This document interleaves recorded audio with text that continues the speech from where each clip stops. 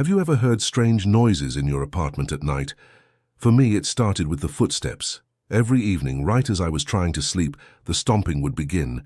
It sounded like someone was pacing back and forth right above my bedroom. Thump, thump, thump. It was heavy, deliberate, and it drove me insane. After a week of sleepless nights, I couldn't take it anymore. The next morning, I marched down to the landlord's office. I told him about the noise, the constant heavy footsteps from the apartment upstairs.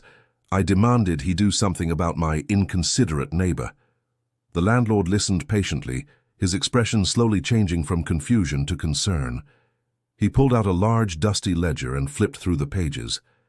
Then he looked up at me, his face pale. "That's impossible," he said, his voice barely a whisper.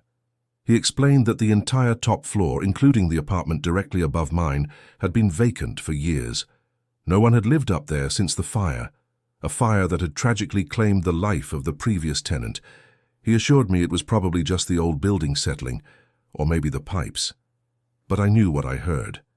It wasn't pipes. I went back to my apartment, feeling a new kind of dread settle in my stomach. That night, the footsteps started again, louder this time, more frantic. I pulled the blankets over my head, trying to block out the sound, my heart pounding in my chest. Then something new happened. A fine grey dust began to drift down from the ceiling vents. It looked like ash. It smelled like smoke.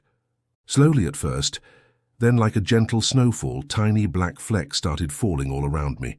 They settled on my bed, on my face, on my clothes. I looked up at the ceiling, at the vents where the ash was coming from. The stomping from above suddenly stopped, and in the silence I heard a new sound, a faint, crackling noise, like dry leaves burning. The smell of smoke grew stronger, filling my lungs. I realized the footsteps hadn't just been footsteps. They were the frantic pacing of someone trapped, someone trying to escape, and the ashes falling from my ceiling. They were all that was left.